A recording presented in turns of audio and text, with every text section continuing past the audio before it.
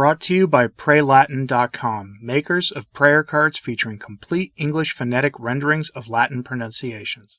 We've entered the season in the life of the Church where Francis unleashes his most evil deeds in rapid succession. First, he announced possibly the worst crop of candidates imaginable for the office of cardinal in the Church, since the unfortunate consistory that John Paul II held that gave us Cardinal Jorge Bergoglio, among other wicked men.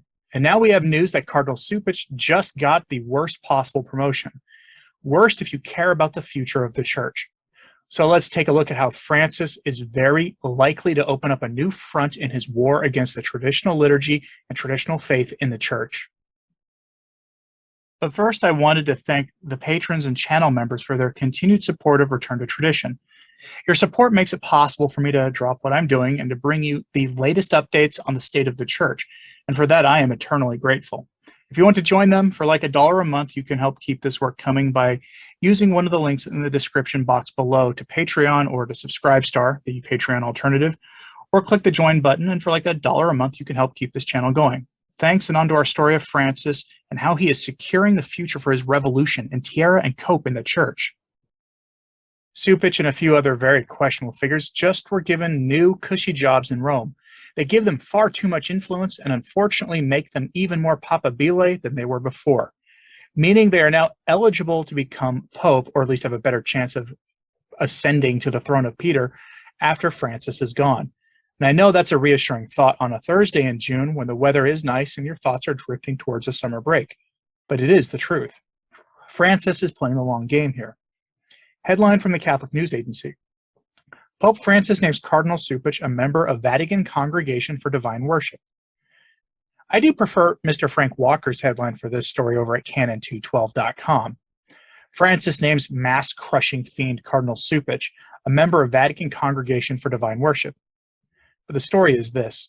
Francis the Great and Merciful has appointed Cardinals Cupich, Farrell, Tagle, Graish, among others, to the Congregation for the Divine Worship. The CDW, headed by the soon-to-be Cardinal Roche, has become increasingly anti-tradition. Previously, Cardinal Robert Sarah was in charge of all things liturgy for Rome, but that has since changed, with the worst of the worst now in charge of overseeing the traditional priestly fraternities and religious. Ask yourself this basic question. If Francis is doing this, is he actually done waging war on the Apostolic Mass? I sincerely doubt it. From the article, quote, in 2021, Cupich welcomed the publication of the Motu Proprio Traditionis Custodes, restricting celebrations of the traditional Latin Mass. Other churchmen named as members of the congregation include the Irish-American Cardinal Kevin Farrell, prefect of the Dicastery for the Laity, the Family, and Life, and the Bronx-born Archbishop Augustin de Noia, adjunct secretary of the Congregation for the Doctrine of the Faith. De Noia also welcomed the publication of Traditionis Custodes, saying in a 2021 interview with the Catholic News Service that the TLM, Traditional Latin Mass movement, has taken over the initiatives of St. John Paul II and Benedict XVI to its own ends.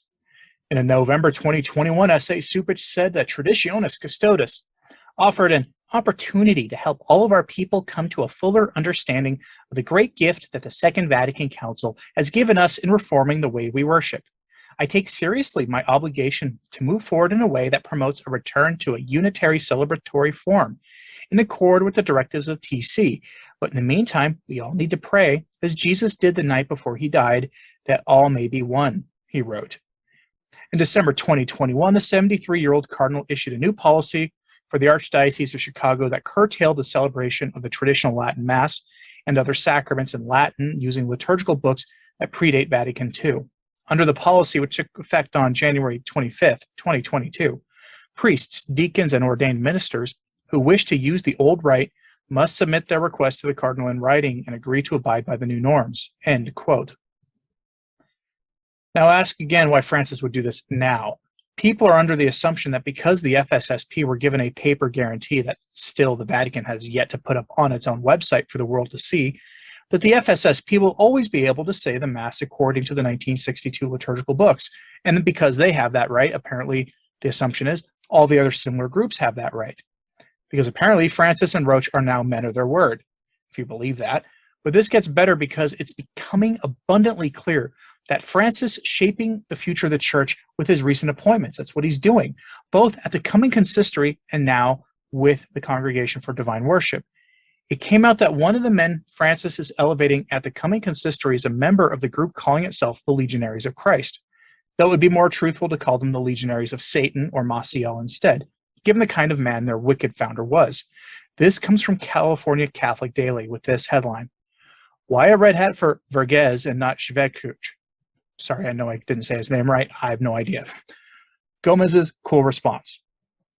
Francis has been promoting not just protectors of Ted McCarrick, but he's also been elevating the spiritual sons of someone who may actually have been worse than McCarrick.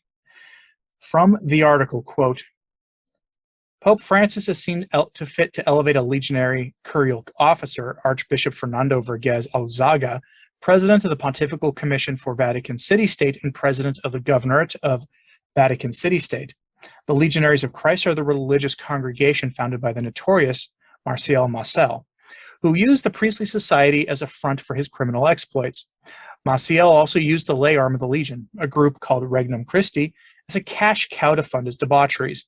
It's one thing to forbear suppressing the Legion entirely, as Pope Francis has, and Benedict before him, though at least they did not protect and promote Maciel, as did Pope St. John Paul II, no doubt influenced by the late Angelo Cardinal Sodano, his long-serving Secretary of State, who died this past week at 94. It's quite another to elevate people attached to it, even if they are curial lifers like Archbishop Vergez. If personnel is policy, and it is, then victims of the Legion and of Ted McCarrick-type problems in general may be forgiven the impression that Pope Francis's policy is somewhere between nothing to see here and get over it already. That's an impression made even more easily forgivable by Francis's decision to create Bishop Lucas van Looy, SDB, Emeritus of Ghent in Belgium. Van Looy hasn't what one could precisely describe as an unproblematic track record when it comes to the broader Ted McCarrick problem. End mostly quote. And I disagree with the sentiment here, actually, not because I think it's wrong, but because I think the author is mostly right. The problem is that when you look at McElroy and others, you'll see that many of the bishops he's promoted recently have something in common. Cupich, McElroy, and numerous others all tried to defend McCarrick. They all did. McElroy got a ridiculous promotion despite this action, which frankly should have barred any of them from further promotions at the very least, if not led to their outright dismissal from the clerical state in a more just world. These moves by Francis are linked together, promoting Cupich and others to oversee liturgical, traditional sacraments and the rest, and the move to promote McElroy over Cordileone, who, I hate to be the one to break this to you, who has himself, by the way, done some very troubling things lately that I'll go over probably this weekend or early in the coming week. What links these moves by Francis? A simple message to the American bishops and by extension to the Catholics in the United States. That's what links all this together. Phil Lawler in a recent article explains this rather well. From his article, quote, a slap in the face to the United States Conference of Catholic Bishops, which rejected McElroy's attempt to scuttle their bland statement on accountability, and the former USCCB President, Cardinal Daniel DiNarro, who was forced to scold the irascible Bishop McElroy when he insisted too much on the subject. A slap in the face to Archbishop Jose Gomez of Los Angeles, head of the largest archdiocese in the United States, who was still waiting for his red hat, in what can no longer be dismissed as an oversight. Archbishop Gomez is not only the current president of the USCCB, but he is also the metropolitan of the region where Bishop McElroy serves.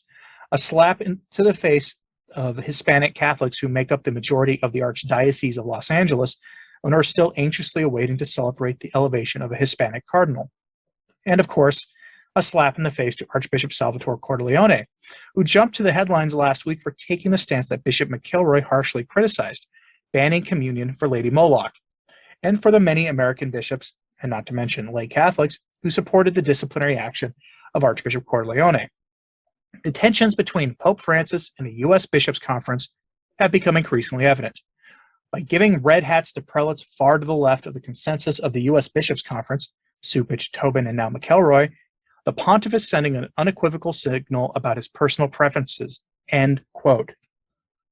The cardinals from the U.S. now are largely Francis's men, and they are all eligible to participate in the next conclave.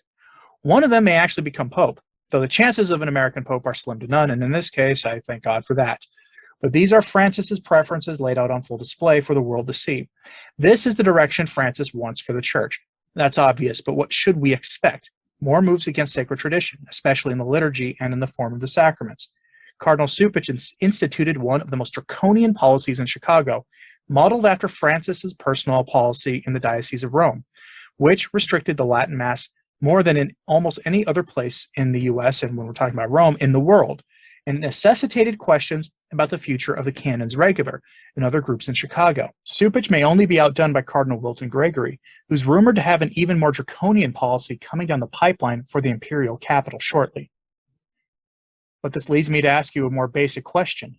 What do you think Cupich, Tobin, and the rest will do now that they are overseeing the traditional liturgy and traditional religion? Is the Vatican becoming more overtly hostile to religion? Let me know what you think is next.